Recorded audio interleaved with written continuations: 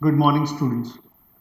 Welcome to EduCraft Academy, Crafting Young Minds. This is the continuation lecture of Chapter 4, that is the Mauryan Empire, for 9th standard ICSE history students.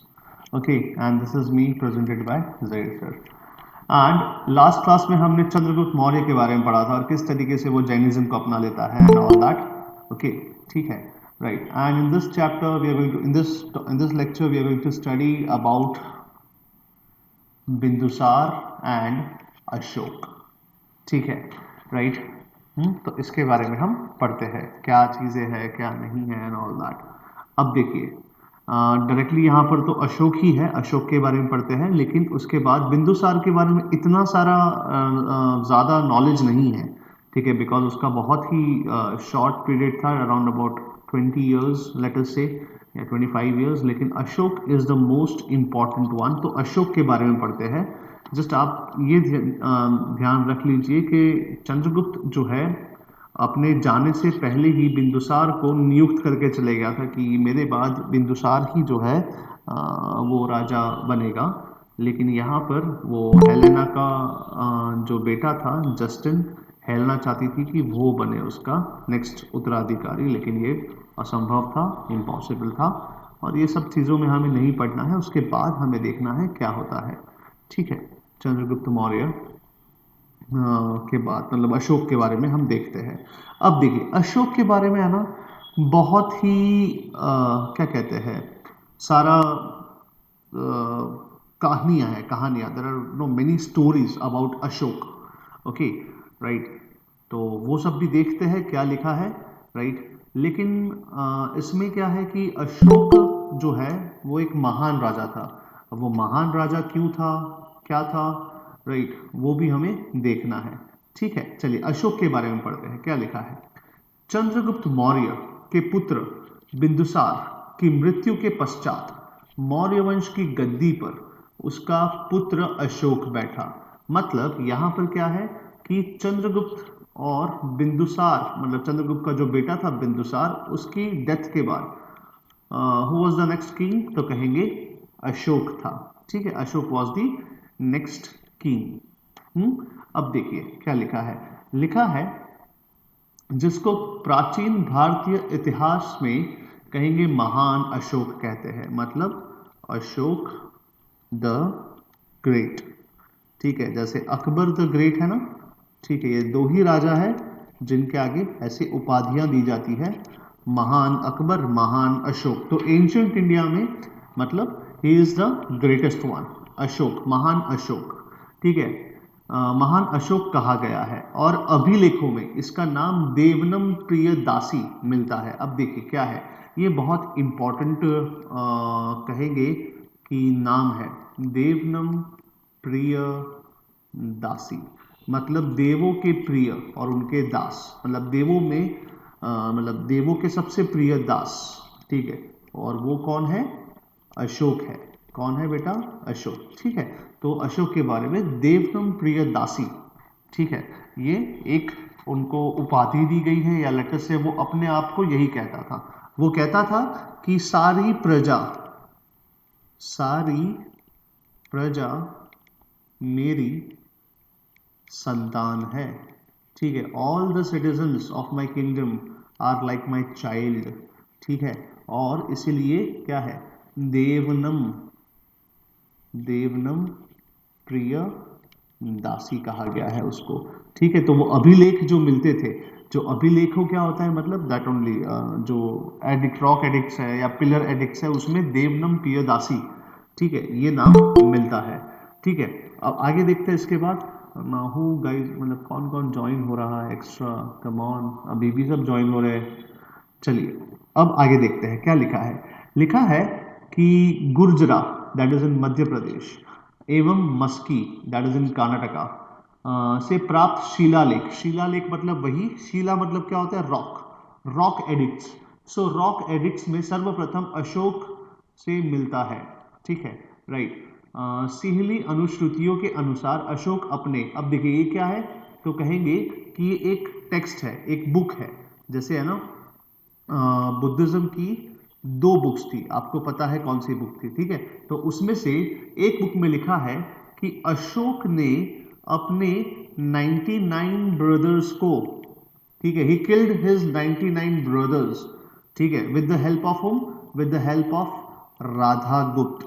और राधा गुप्त कौन थे आपको पता है, ठीक है। कौटिल्य के साथ मैंने बताया था कि कौटिल्य के साथ दूसरे जो ब्राह्मण थे, जो नंद जो महापद्मानंद है या धनानंद है, उसके साथ जो राधा गुप्त थे, तो राधा गुप्त इनको गाइड करते हैं अशोक को। अशोक 99 ब्रदर्स को मारकर सिंहासन में बैठता है, ठीक है, राइट। तो देखो क्या लिखा है, सिहली अनुश्रुतियों, मतलब this are the books, okay, के अनुसार अशोक अपने 99 भाइयों को मारकर गद्दी पर बैठा, राइट। मतलब सोचिए कि अपने 99 भाइयों को मारकर गद्दी पे बैठना is like a big thing. अब सगे भाई नहीं थे, मतलब कहेंगे कि बिंदुसार की पत्नियां थी और बहु पत्नियों में से कहेंगे बहुत सारे बेटे थे, उसमें से अशोक जो है अपने सारे भाइयों को मार दिया और उसके बाद गद्दी पे बैठा, इसलिए चंड अशोक भी कहा जाता है इसको। सम्राट अशोक ने अपने राज्य अभिषेक के 8वें वर्ष, ठीक है, में कलिंग का राज्य विजित किया। क्या किया? कलिंग। कलिंग कहाँ पर है? कलिंग इज इन ओडिशा, ठीक है, उड़ीसा। और इसी के पश्चात अशोक ने अपनी युद्ध घोष नीति के स्थान पर धम्म घोष का आरंभ किया।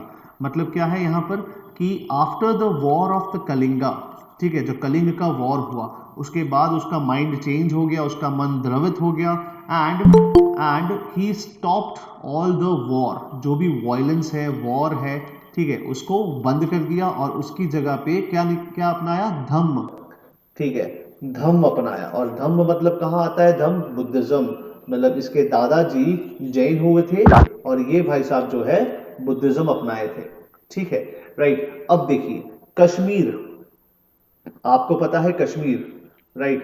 तो कश्मीर पे इतिहास लिखने वाला एक सबसे बहुत ही फेमस राइटर है जिनका नाम है कल्हन। क्या नाम है? कल्हन। कल्हन की एक बुक है जो कश्मीर पे लिखी गई है और वो बुक है राज तरंगिनी, ठीक है, राज तरंगिनी एक बुक है। तो इस बुक से हमें अशोक के बारे में या मौर्यन एम्पायर के बारे में बहुत सारी जानकारी मिलती है राज तरंगिनी के ऊपर, ठीक है। अब क्या लिखा है? लिखा है कश्मीर कश्मीर कल्हण द्वारा रचित राज तरंगिणी से पता चलता है। मतलब क्या है कि कश्मीर पे एक बुक लिखी गई है। कौन सी बुक है वो? बुक का नाम क्या है? राज तरंगिणी। और किसने लिखी है? कल्हण ने लिखी है। और उससे पता चलता है कि अशोक ने ही श्रीनगर नाम का नगर की स्थापना की थी। सोचिए, ठीक है, मतलब इतना पुराना इतिहास हम पढ़ते हैं, एंशियंट इंडिया पढ़ते हैं, और जिसमें हमें मालूम पड़ता है कि कश्मीर का आज जो कैपिटल है, ठीक है, दैट इज श्रीनगर। और ये श्रीनगर नाम का जो सिटी है ये किसने एस्टैब्लिश किया था? ये एस्टैब्लिश किया था अशोक ने। और ये कौन कहता है? तो ये कहता है कल्हण भाई साहब। कल्हण जो है एक महान कवि थे, एक महान राइटर थे, और इनकी जो बुक है उसका नाम है राज तरंगिनी, ठीक है। और इस राज तरंगिनी से हमें ये आइडिया मिलता है कि श्रीनगर जो सिटी है वो एस्टैब्लिश किसने किया था? एस्टैब्लिश किया था अशोक ने, ठीक है। अशोक के साम्राज्य की ऐतिहासिक जानकारी उसके अभिलेखों से मिलती है, ठीक है। अभिलेखों मतलब that only pillar edicts and rock edicts से हमें बहुत सारी जानकारी मिलती है, and this are all the कहेंगे कि आर्कियोलॉजिकल सोर्सेस, ओके। और आपको पता होना चाहिए गिरनार, जो हमारे गुजरात में गिरनार पर्वत है, वहां पर भी एक शिलालेख मिलता है, वहां पर भी एक रॉक एडिक्ट मिलता है। और आपको पता है कि वहां पर सुदर्शन लेक है, सुदर्शन लेक है, सुदर्शन झील है, ठीक है, राइट। तो ये भी कहीं ना कहीं उससे रिलेटेड है, ओके, ठीक है। अब देखिए जो ये रॉक एडिक्ट्स थे ये 4 लैंग्वेजेस में या कहेंगे लिपियों में, लिपियों का मतलब वही होता है लैंग्वेजेस, और वी कैन से जो लिखने की तरीका है उसको कहते हैं लिपिया। जो ब्राह्मी स्क्रिप्ट है, Brahmi script, Kharosthi, Greek and Aramaic, ये चारों स्क्रिप्ट्स वहां पर मिलती है, ओके। लिपियों का मतलब लैंग्वेज भी हो सकता है, लिपियों का मतलब स्क्रिप्ट्स भी होता है। तो 4 स्क्रिप्ट्स यूज की है। एक है ब्राह्मी, कौन सी लैंग्वेज है? ब्राह्मी या ब्राह्मी स्क्रिप्ट है। सेकेंड है खरोष्टी, ठीक है, खरोष्टी स्क्रिप्ट है। और थर्ड है जो है ग्रीक। सोचिए ग्रीक में भी लिखवाता था। और कौन सी है, अरामाइक, ठीक है। तो ये सारी के सारी जो स्क्रिप्ट्स है इसमें उसने अपने रॉक एडिक्ट्स लिखवाए हैं। अफगानिस्तान से अरामाइक व ग्रीक, ठीक है। अब सोचिए अफगानिस्तान में क्या मिलती है, ये दो लैंग्वेजेस या ये दो स्क्रिप्ट मिलती है। पाकिस्तान में कौन सी मिलती है, खरोष्टी मिलती है। और समस्त भारत से ब्राह्मी लिपि में अभिलेख प्राप्त होते हैं, ठीक है, right. So this is the general idea.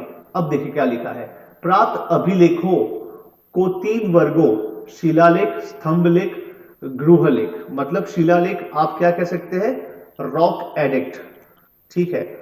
स्तंभलेख that is, स्तंभ का मतलब pillar, so pillar edict, okay. And गृहलेख, I don't know what is the meaning of गृहलेख, लेकिन कह सकते हैं एक नोटिस बोर्ड की तरह हम कह सकते हैं इसको, ठीक है। एक नोटिस बोर्ड की तरह हमें ये अभिलेख मिलते हैं। अब देखिए 14 विभिन्न खौ का समूह, दैट इज शाहबाजगढ़ी, मानसेहरा, कालसी, गिरनार, धौली, जौगढ़, एरगुडी, सौपारा तथा अन्य शिलालेख जिन्हें लघु शिलालेख कहा गया है। मतलब इन शॉर्ट कि यहाँ पर 14 हमें रॉक एडिक्ट्स मिले हैं जो शाहबाजगढ़ी में है, मानसेहरा में है, कालसी में है, गिरनार में है, धौली में है, जौगढ़ में है, एरुगुडी में है, ठीक है, सौपारा में है, राइट। ये सारे के सारे शिलालेख छोटे शिलालेख है।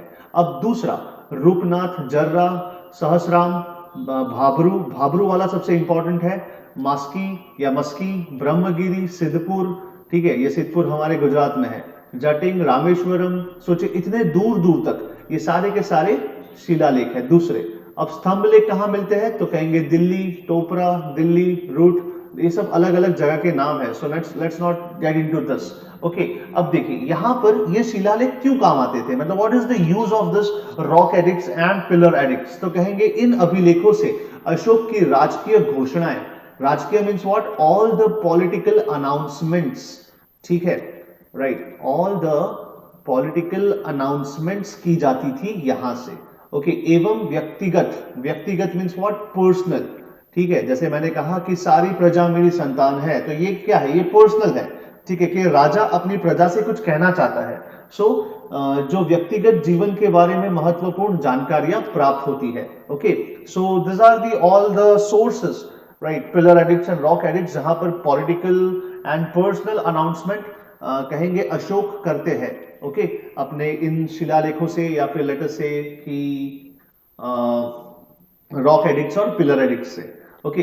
अब नेक्स्ट देखते हैं उसके बाद, याद रखना कहां तक है इनका जो पूरा के पूरा साम्राज्य है, ठीक है, वो कहां तक है, याद रखिएगा। सबसे पहले अशोक का साम्राज्य वर्तमान के अफगानिस्तान, वर्तमान मतलब प्रेजेंट, ओके, वर्तमान मीन्स व्हाट, प्रेजेंट डे कहां पर है, तो कहेंगे अफगानिस्तान, राइट, अफगानिस्तान में है।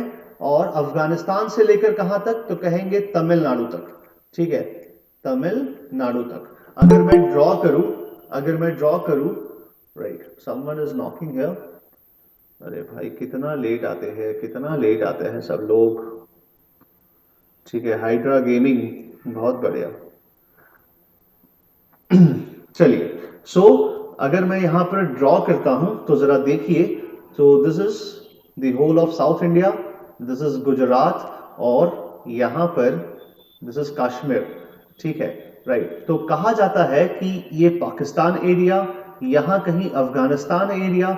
सो ये पूरा एरिया जो है, ठीक है, ये जो मैं यहां पर क्रॉस लाइन से डिनोट करता हूं, इतना बड़ा area except the Tamil Nadu and Kerala, ये पार्ट को छोड़कर पूरा पार्ट जो है, पूरा पार्ट ये महान अशोक का राज्य था। सोचिए इतना बड़ा राज्य अशोक का था, जो एंशिएंट इंडिया का वन एंड ओनली कहेंगे the king which is having such a large area, such an empire to a great extent, ठीक है, जो आज के जमाने में जिसको मैनेज करना तो असंभव है, इम्पॉसिबल, नेक्स्ट टू इम्पॉसिबल है। लेकिन ये भाई साहब 298 बीसी में या लेटर से उसके पहले तब से करते आ रहे थे। सोचिए ठीक है। So this was the greatness of Ashok. क्या लिखा है, अशोक का साम्राज्य वर्तमान में अफगानिस्तान से लेकर तमिलनाडु तक व गुजरात के गिरनार से लेकर बंगाल बिहार तक विस्तृत था। विस्तृत मतलब एक्सटेंडेड था, ठीक है, तथा 5 भागों में विभक्त था, मतलब 5 पार्ट्स में डिवाइडेड था, ठीक है। आधुनिक बिहार, आधुनिक मतलब क्या, आधुनिक मतलब मॉडर्न। सो जो मॉडर्न डे बिहार है, ठीक है, वहां पर पटना जो उसका कैपिटल है, उस समय पे उसका कैपिटल हुआ करता था पाटलिपुत्र।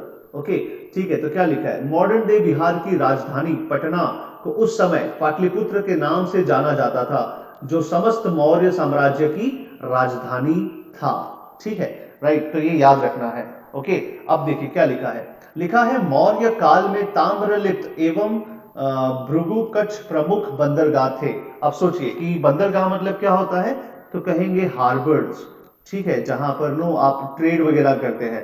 सो दिस आर द टू कहेंगे कि हार्बर्स जहां से ट्रेडिंग होती थी। ये भृगु कच्छ कहां पर है, तो आज के जमाने का कच्छ जो है वहां पर। ताम्रलिप्त तो कहेंगे साउथ इंडिया में नियर कर्नाटका। ओके, ठीक है, तो वहां पर है। अशोक के साम्राज्य में उत्तरी भाग जिसे उत्तरापथ कहा गया है, ठीक है, उसकी राजधानी क्या थी, तक्षशिला। और आपको जानकर आश्चर्य होगा कि जो इनके कौटिल्य थे या लेटर से चाणक्य थे, या फिर चाणक्य का दूसरा नाम क्या था, विष्णुगुप्त। ये विष्णुगुप्त जो है, ठीक है, ये तक्षशिला में, ठीक है, यहां पर टैक्सिला लिखता हूं मैं, लेकिन एक्चुअली ये है तक्षशिला। ओके, ठीक है, जो उस समय पे जो प्रेजेंट डे रावलपिंडी के पास है, पाकिस्तान में जो रावलपिंडी है ना, उसके पास ये बहुत बड़ी यूनिवर्सिटी हुआ करती थी, तक्षशिला, ठीक है। तो वहां पर कहेंगे कि उनका कैपिटल था। मध्य भारत में स्थित अवंतीपथ की राजधानी उज्जैनी थी। अब आपको पता है मॉडर्न डे जो मध्य प्रदेश है वहां पर उज्जैन है, ठीक है, उज्जैन। तो उज्जैन जो है, ठीक है, तो वहां पर वो मिडिल जो कहा ना कि अशोक का राज्य, अशोक का जो एम्पायर था वो 5 बड़े बड़े पार्ट्स में डिवाइडेड था। तो ये 5 बड़े बड़े प्रोविंसेस में जो डिवाइड, प्रोविंस तो नहीं कहूंगा, पार्ट्स ही कहूंगा। तो पार्ट्स में जो डिवाइडेड था, तो हर एक पार्ट का अपना एक कैपिटल हुआ करता था, लेकिन ये सबका कैपिटल क्या था, तो कहेंगे पाटलिपुत्र ही था। क्या था, पाटलिपुत्र। लेकिन छोटे छोटे जो भागों में डिवाइड किया गया था 5 पार्ट्स में, तो वहां पर कहेंगे उनके कैपिटल्स थे। सबसे पहला तक्षशिला, सेकेंड क्या था, उज्जैनी। साउथ में दक्षिणापथ, साउथ में राजधानी थी सुवर्णगिरी। क्या थी, सुवर्णगिरी। Okay, right. सो ये सब नाम आपको याद रखने हैं, एंड ये आपके क्वेश्चन का आंसर भी है। ओके, सुवर्णगिरी याद रखिएगा, Takshashila, right, and this is Ujjain या उज्जैनी, राइट। और प्राच्यपथ की राजधानी तौसाली थी, जो आधुनिक ओडिशा में है, ठीक है। और केंद्रीय प्रांत की राजधानी पाटलिपुत्र थी, और सेंट्रल जो था वहां पर पाटलिपुत्र था। ओके, सो याद रहेगा बेटा, ये मैं यहां पर लिख देता हूं इंग्लिश में, शायद आपको याद रहे। जो नॉर्थ था, जो नॉर्थ था वहां पर जो कैपिटल था वो क्या था, टैक्सिला, ठीक है। अभी मैं टैक्सिला कह रहा हूं, लेकिन you have to write Takshashila. Okay, इसको बोलने में थोड़ा सा आप ध्यान रखिएगा, तक्षशिला, लेकिन यहां पर आपके बुक में शायद टैक्सिला ही लिखा है। और फिर उसके बाद जो कहेंगे कि मध्य भारत जो मिडिल इंडिया है या जो मिडिल में है, वहां पर क्या था कैपिटल, तो कहेंगे उज्जैनी, ठीक है। और साउथ में क्या था, तो कहेंगे सुवर्णगिरी, सुवर्णगिरी या स्वर्णगिरी एक तरीके से, ठीक है। और ईस्ट में जो उड़ीसा है, उड़ीसा में वहां पर तौसाली था। क्या था, तौसाली। ओके, ठीक है। तो ये सारे उनके कैपिटल्स थे। और जो कहेंगे कि जो सेंट्रल एडमिनिस्ट्रेशन था, सेंट्रल एडमिनिस्ट्रेशन कहां पर था, तो कहेंगे Pataliputra, that is the modern day Bihar. Okay, समझ में आ रहा है बेटा, समझ में आ रहा है। एक स्लाइड खत्म हुआ, give me a thumbs up, समझ में आ रहा है। ओके, ओके, ठीक है, ये इंपॉर्टेंट था। एक एक्चुअली एक तरीके से इनका एडमिनिस्ट्रेशन के बारे में बात किया गया था, ठीक है। ओके, और मैंने जहां पर पढ़ा है, एंशियंट इंडिया में जहां पर पढ़ा है, वहां पर कहा जाता है कि जो अशोक है, अशोक के यहाँ पर जो किचन हुआ करता था, मतलब जो खाना इनका परोसा जाता था, उसमें रोज पीकॉक हुआ करते थे। क्या हुआ करते थे? पीकॉक और डियर, दो डियर या दो पीकॉक थे। I don't know the exact numbers of this animals, लेकिन I am damn sure about this, peacock और डियर खाता था ये, ठीक है, ये इसका फेवरेट खाना था उस समय पे। लेकिन कलिंग वॉर के बाद इसने सब कुछ छोड़ दिया। जब बुद्धिज्म अपनाता है तो ये सारा चीजें बंद कर दिया। ओके, ठीक है, तो ये भी चीज एक है, right. So this are some facts about, कहेंगे कि अशोक। अब देखिए यहां पर आप देख सकते हैं ये मकरान कोस्ट है, ठीक है, ये हेरात है, यहां पर देखिए शाहबाजगढ़ी है, राइट, मानसेरा है, काबुल है, पेशावर है, ठीक है, और बस ये कांधार है। So this is the area where it was extended. Okay, ठीक है, और यही कहीं पर पाटलिपुत्र होगा, ठीक है, that is the modern day Bihar. Okay, आपको अगर दिख रहा है ठीक से, सो आप देख सकते हैं यहां पर, राइट, तो यहां पर कहीं पर सारनाथ है एंड पाटलिपुत्र, ठीक है, तो ये सब उनके सेंटर्स हुआ करते थे, this were the Capitals, this were the main areas. Okay, ठीक है, चलिए अब आगे देखते हैं। इसके बाद अब आता है यहां से नया चैप्टर, वापस से शुरू करता हूं, लेकिन ध्यान दीजिएगा बहुत सब चीजें हम लोग पढ़ चुके हैं, ऑलरेडी पढ़ चुके हैं। ओके, ठीक है, राइट, तो मेक श्योर कि आप थोड़ा हिंदी वर्जन याद रखिए, जो मैंने आपको सिखाया है हिंदी वर्जन, ठीक है, वो आप सब याद रखना, याद रखिएगा, ठीक है। कोई दिक्कत नहीं है ना हिंदी वर्जन में? किसी को कोई दिक्कत है? ओके, यस यस, ठीक है बेटा। ओके, चलिए अब नेक्स्ट देखते हैं। इसके बाद आता है Chandragupta Maurya. Again we are going to start the whole chapter again, but this time in English, right? And this is the main advantage of us कि हमको इंग्लिश में ज्यादा अच्छे समझ में आता है, लेकिन हिंदी भी अच्छे समझ में आया ही होगा, ठीक है, राइट। एंड बहुत सारी चीजें आपको सिखानी है यहाँ पर, राइट, जैसे कि मतलब डेप्थ में लेके जाऊंगा यहाँ पर, ठीक है, तो थोड़ा सा एक्स्ट्रा कंसंट्रेशन चाहिए आपका, राइट, ध्यान रखिएगा। बाकी सब चीजें बहुत ही कॉमन है, बहुत ही सिंपल है, राइट, लेकिन यहां पर ध्यान दीजिएगा क्या लिखा है। The Maurya dynasty was founded by Chandragupta Maurya who seems to have belonged to some ordinary family. See, it is written here, और हमने पहले ही पढ़ चुके थे, right, according to Buddhist text क्या थे कि चंद्रगुप्त मौर्य को क्षत्रिय माना गया है, लेकिन अकॉर्डिंग टू सम वैदिक टेक्स्ट चंद्रगुप्त मौर्य को शूद्र माना गया है। क्या माना गया है? शूद्र, ठीक है, राइट। एंड आपको पता ही है अगर ये शूद्र होते, फॉर एग्जाम्पल, ठीक है, मैं अपना टाइप से थोड़ा, अपने साइड से थोड़ा इनपुट डालने की कोशिश कर रहा हूं। Still someone has joined, Faizan has joined, okay, ठीक है, मैं अपने साइड से थोड़ा डालने की कोशिश कर रहा हूं कि अगर चंद्रगुप्त मौर्य शूद्र होते तो क्या कौटिल्य कवि, मतलब जो एक ब्राह्मण थे, बखूबी एक ब्राह्मण थे, ठीक है, और हम क्या पढ़ रहे हैं, हम जो पढ़ रहे हैं वो बीसी का समय है, जहां पर कहेंगे ब्राह्मणिज्म, ठीक है, ब्राह्मणिज्म अपने जोरों शोरों पे था, राइट। तो क्या ये दोनों का मेल मिलाप होता? नहीं, मैं अपने साइड से डाल रहा हूं, लेकिन शायद नहीं होता, लेकिन हिस्टोरियंस ये मानते हैं, ठीक है। अब देखिए आगे क्या लिखा है। According to Brahmanical tradition he was born in Mura, ठीक है, बॉर्न ऑफ मूरा, ये मैंने कहा था ना मोरी, मैंने शायद मोरी कहा था क्योंकि ये हिंदी में मोरी है, इंग्लिश में ये मूरा हो जाता है। सो मूरा एक तरीके से ट्राइब था या लेटर से जो भी है। ही वॉज बॉर्न ऑफ मूरा, अ शूद्र women in the court of the nuns. देखिए याद रखिएगा, ठीक है, तो इसीलिए इनका जो है वो मौर्य आता है, Maurya, right. Okay, got that idea, got that idea बेटा, कि जो कोई कहता है मोरी क्लैन से है, कोई कहता है इनकी मम्मी का नाम मूरा था, इसीलिए जो है इनको मौर्य कहा गया है। ओके, ठीक है, चलिए अब आगे देखते हैं क्या लिखा है। लिखा है कि जो नंद के कोर्ट में, राइट, जो एक शूद्र विमेन थी, राइट, उनका नाम मूर था या मूरा, राइट, तो उसी के हिसाब से आता है। लेकिन अब देखिए क्या लिखा है। लिखा है कि इससे पहले जो but an earlier Buddhist tradition speaks of the existence of a Kshatriya clan called Mauryas living in the region of Gorakhpur। समझ में आया?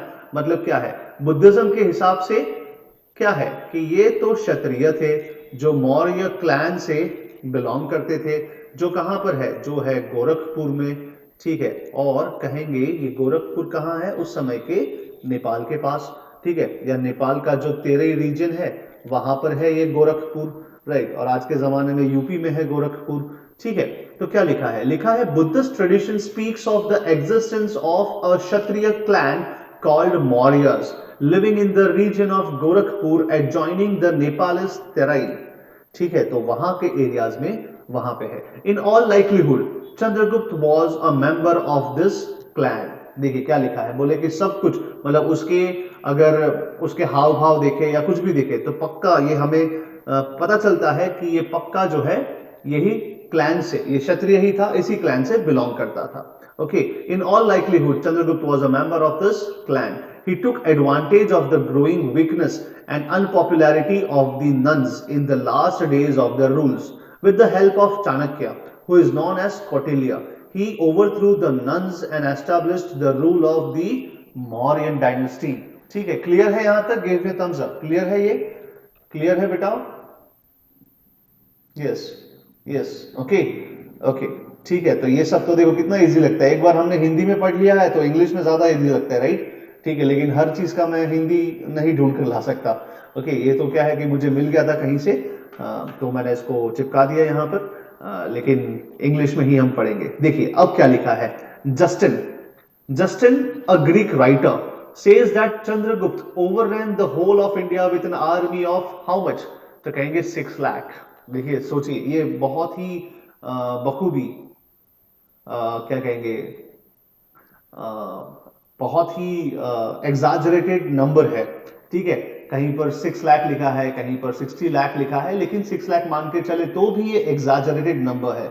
एग्जैजरेटेड नंबर का मतलब क्या है कि नहीं हो सकता 6 लाख की आर्मी, तो मतलब क्या, हम मजाक थोड़ी ना है, ठीक है, राइट। लेकिन ये लिखा है कि भाई, जस्टिन ने लिखा है कि भाई चंद्रगुप्त मौर्य की जो आर्मी थी वो तकरीबन कहेंगे कि 6 लाख के आसपास थी। This may or may not be true. Okay, देखोगे नेक्स्ट लाइन में यही लिखा है, this may or may not be true, but Chandragupta Maurya या Chandragupta liberated north western India from the thraldom of Seleucus. आपको पता ही है कि जो नॉर्थ वेस्ट इंडिया है वहां का जो राजा था, सीरिया का जो राजा था, वो कौन था? सेल्यूकस निकेटर था, ठीक है, Seleucus Nicator, who ruled over the area west of Indus. Indus नदी जो है उसके वेस्ट में इसका राज्य था, ठीक है। और आपको बखूबी पता है, ओके, कि क्या हुआ था, fight between Seleucus Nicator and Chandragupta Maurya, जिसमें हेलेना एंड जो ग्रीक कहेंगे कि राइटर थे, कौन थे वो ग्रीक राइटर, मैं भूल गया नाम, जरा आप बता सकते हैं, जो चंद्रगुप्त मौर्य के समय पर उनके कोर्ट में आए थे? मेगास्थनीज। यस, मेगास्थनीज, बहुत बढ़िया। किसने जवाब दिया भाई? सॉरी, अक्षराज। यस, बहुत बढ़िया बहुत बढ़िया, याद है, चलिए कोई नहीं, याद है तो अच्छी बात है। आगे देखते हैं इसके बाद क्या लिखा है। लिखा है from the thraldom of the Seleucus who ruled over the area west of the Indus in the war with the Greek viceroy, ठीक है। Chandragupta seems to have come out victorious. Eventually, peace was concluded between the two, and in return for 500 elephants, Seleucus gave him eastern Afghanistan, Balochistan, and the area west of Indus. देखिए सोचिए, मतलब क्या है कि Seleucus के साथ जब ये वॉर होता है तब चंद्रगुप्त मौर्य 500 हाथी देते हैं, बदले में ये क्या देते हैं? अफगानिस्तान देते हैं, ठीक है। अफगानिस्तान, प्रेजेंट डे बलूचिस्तान, जो पाकिस्तान और अफगानिस्तान के बॉर्डर पे है, ठीक है, बलूचिस्तान। और कहेंगे इंडस रिवर जो है, ये इंडस रिवर जो है उसका वेस्टर्न पार्ट, मतलब आज का पाकिस्तान, ठीक है, राइट। आज का पाकिस्तान भी चंद्रगुप्त मौर्य के पास था, अफगानिस्तान, बलूचिस्तान एंड पाकिस्तान एरिया। अब देखिए क्या लिखा है, लिखा है Chandragupta thus built up a vast empire which included not only Bihar and good portions of Orissa and Bengal, but also the western and northwestern India, ठीक है, and Deccan, living what, living Kerala and Tamil Nadu. बता ही चुका था मैं आपको कि यहाँ पर जो इसका जो वास्टनेस था, ठीक है, ये जो वास्टनेस था यहाँ पर पाकिस्तान, अफगानिस्तान और ये वाला part is known as Balochistan, ठीक है। तो ये वाला एरिया जो है उसको छोड़कर बाकी पूरा एरिया इतना, ठीक है, ये किसके पास था? ये पूरा के पूरा चंद्रगुप्त मौर्य के अंडर था, एक तरीके से अशोक के अंडर भी था, ये भी कह सकते हैं। अब आगे देखते हैं क्या लिखा है। लिखा है living Kerala, Tamil Nadu and parts of north eastern India, और थोड़ा नॉर्थ ईस्टर्न इंडिया को भी छोड़कर कहेंगे पूरा के पूरा चंद्रगुप्त मौर्य के पास था। अब आगे देखते हैं इसके बाद जो नेक्स्ट है, राइट।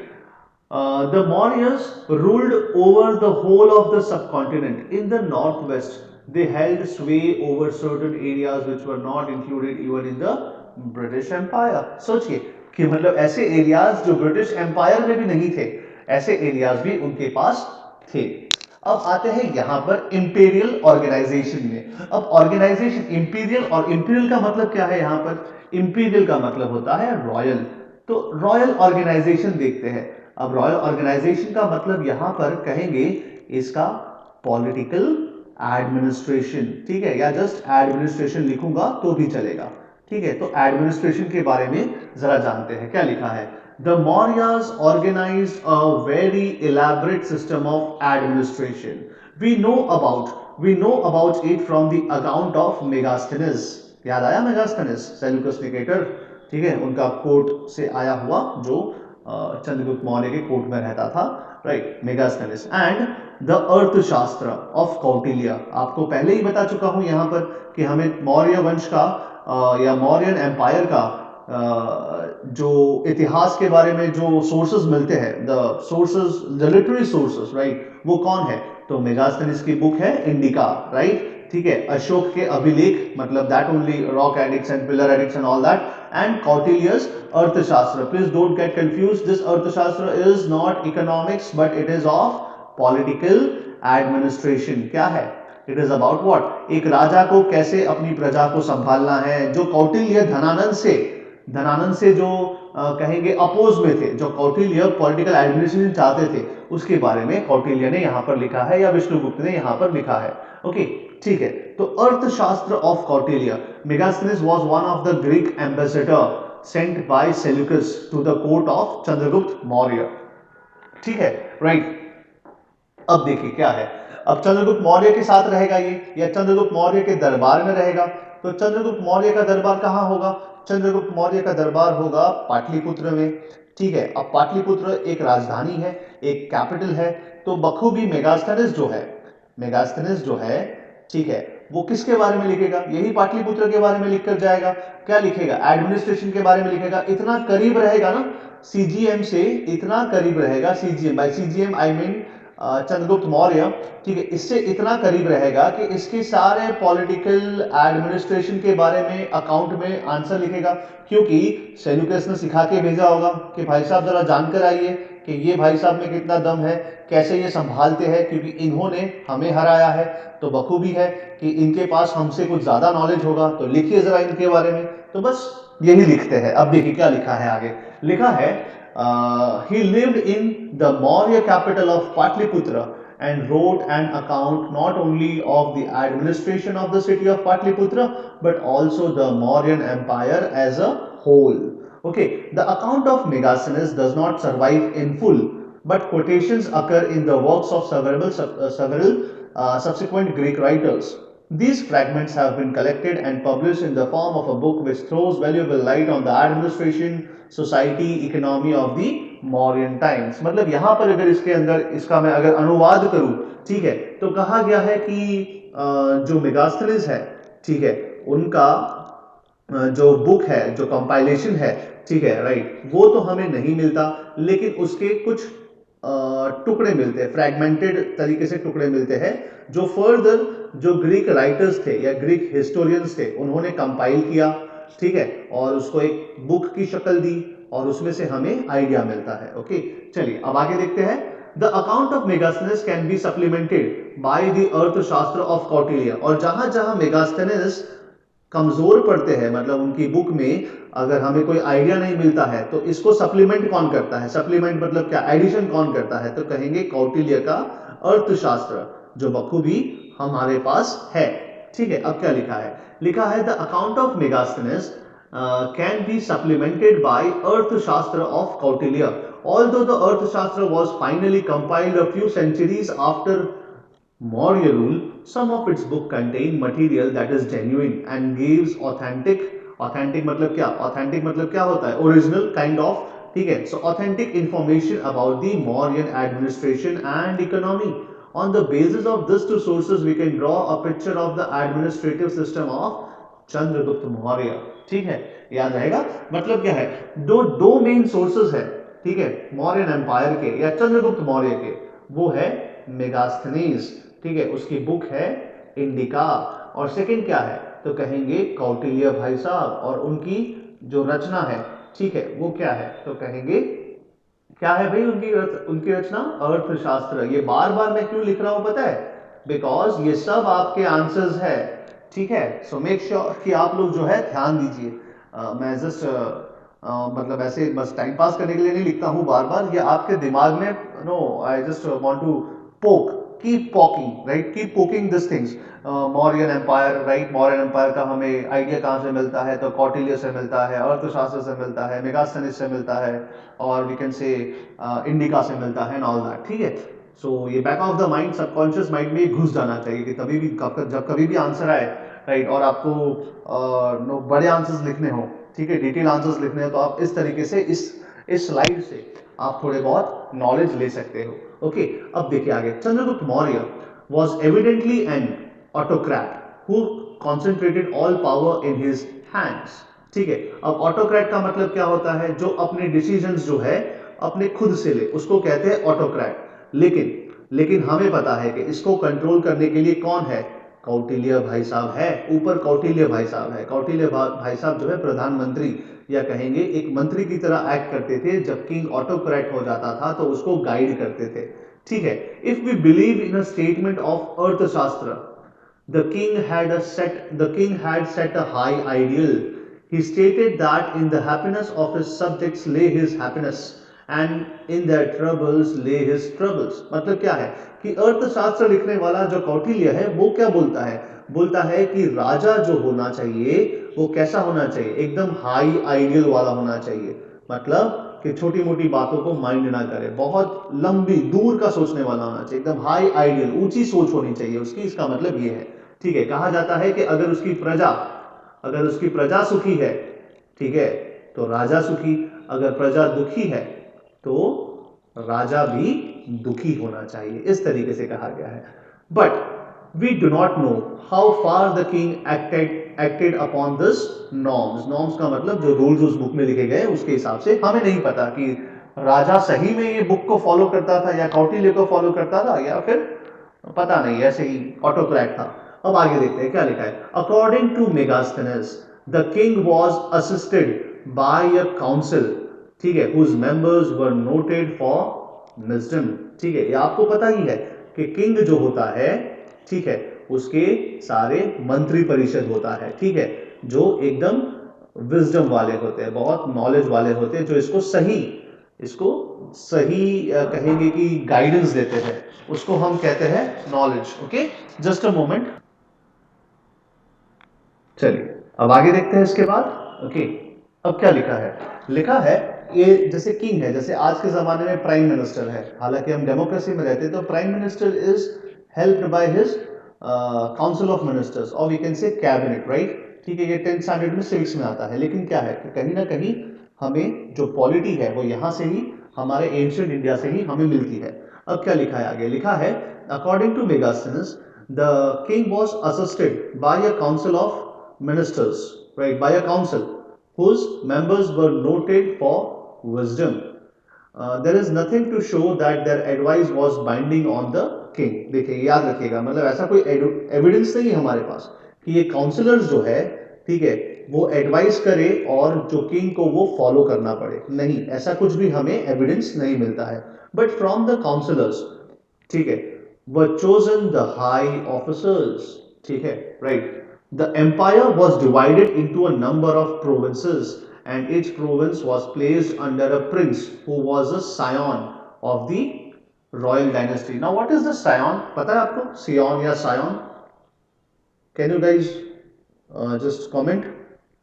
सायोन का क्या होता है? सायोन उत्तराधिकारी कह सकते हैं एक तरीके से, या बिलोंगिंग टू रॉयल फैमिली, उसको हम सियोन कह सकते हैं. ठीक है, उत्तराधिकारी या belonging to a royal family, कह सकते हैं इसको ऐसा। यस, यस बेटा, ठीक है।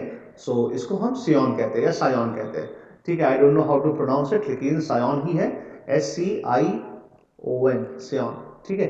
राइट, तो क्या लिखा है, बोला है कि उनका जो साम्राज्य है, उनका जो किंगडम है, राइट, उसको हम बहुत सारे प्रोविंसेस में डिवाइड करते थे, और इसी प्रोविंस में से, ठीक है, इसी प्रोविंस का जो हेड होता था वो कोई ना कोई प्रिंस होता था, और ये प्रिंस कहाँ से बिलोंग करता था, ये would belong from a royal family, ठीक है।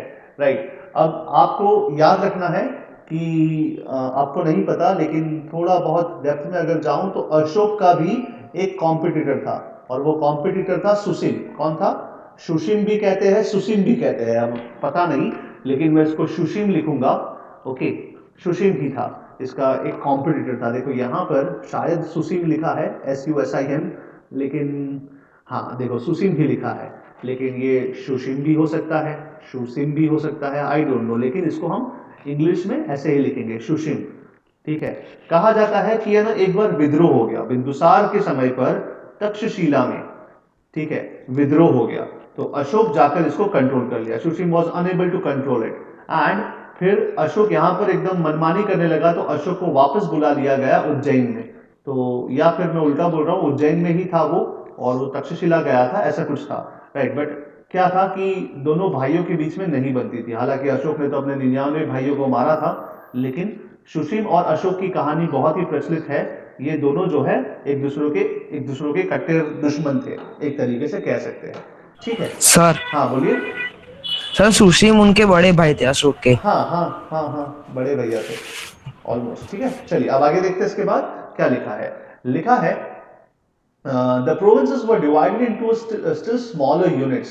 We know from the excavations that a large number of towns belonged to the Mauryan times, yeah, Maurya times, and special attention had to be paid to their administration. Patliputra, again a capital city, Kausambi, Ujjaini या उज्जैन, तक्षशिला, देखो टैक्सिला लिखा है ना, ठीक है, लेकिन ये तक्षशिला है, ओके, ठीक है। सो टैक्सिला हम नहीं कह सकते इसको, तक्षशिला, और अगर आपको लिखना ही है तो इस तरीके से तक्ष शीला आप लिख सकते हैं, या तक्षशिला, राइट, तो ये भी एक तरीके से हो सकता है, Takshashila. So Takshashila were most important cities. The administration of Pataliputra, which was the capital of the Mauryas, was carried on by 6 committees, each committee is consisting of 5 members। सोचिए, मतलब इतना सारा कहेंगे कि मॉडर्न डे में अगर इसको हम कंपेयर करें तो बहुत ही अच्छा एडमिनिस्ट्रेशन था पाटलिपुत्र का, ठीक है। बोले कि 6 कमिटीज है, और 6 कमिटीज जो है उसमें से देखो सबसे पहला क्या लिखा है, दिस कमिटीज वर इंटरेस्टेड, इनको जो काम दिया गया था वो क्या था, साफ सफाई, शहर की साफ सफाई, दैट इज सैनिटेशन, है ना, कचरे वाला आया कचरा दे दीजिए, राइट, तो सैनिटेशन, राइट। फिर क्या है, केयर ऑफ फॉरेनर्स, अब देखिए फॉरेन ट्रैवलर्स भी आते थे यहाँ पर, सो फॉरेनर्स की केयर करना। थर्ड क्या है, रजिस्ट्रेशन ऑफ बर्थ, सोचिए आज के जमाने का काम उस समय पे होता था, registration of birth and death, right, death certificate, birth certificate यहाँ पर जो है इशू करना। रेगुलेशंस ऑफ वेट, सही बात है, कोई चोरी ना करे, मार्केट सिस्टम को कंट्रोल करना है, मार्केट को कंट्रोल करना है, कि वो जो उस समय पे तो कोई डिजिटल स्केल तो था नहीं, तो जो पत्थर से करते होंगे, या लेटर से आयरन का जो बाट आता है, जो हेप्टागन होता है या सेप्टागन होता है या ऑक्टागन होता है, पता नहीं, लेकिन इस तरीके से कुछ बाट आता है, या पेंटागन भी होता है कभी कभी, तो इसके ऊपर 5 किलो लिखा होता है, like kind of this thing. तो ये वेट मेजरमेंट या अदर फंक्शंस को भी कंट्रोल करना है, ताकि कोई दुकानदार जो है बेईमानी ना करे, तो ये सारी चीजें कमिटीज में भी होती थी।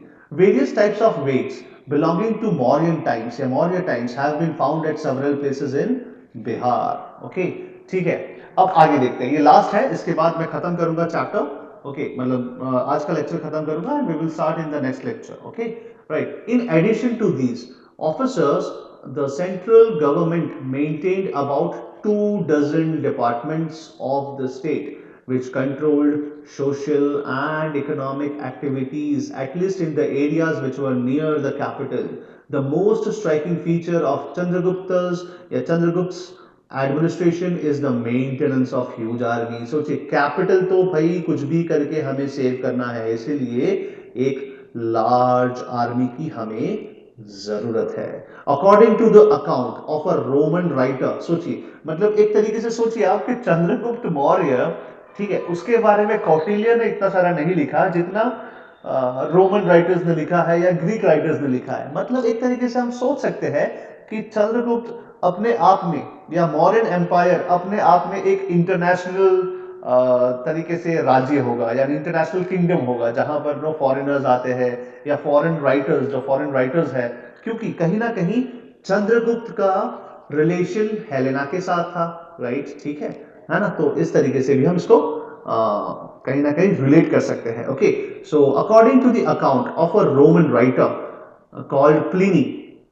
ठीक है, चंद्रगुप्त मेंटेन 6,000, या sorry 6 lakh, okay, 6 lakh foot soldiers, 30,000 cavalry and देखो 9,000 एलिफेंट्स। आप सोच सकते हैं कि 9,000 एलिफेंट्स, राइट, तो इतना सारा आर्मी रखना एक छोटा मोटा किंग नहीं कर सकता, ठीक है।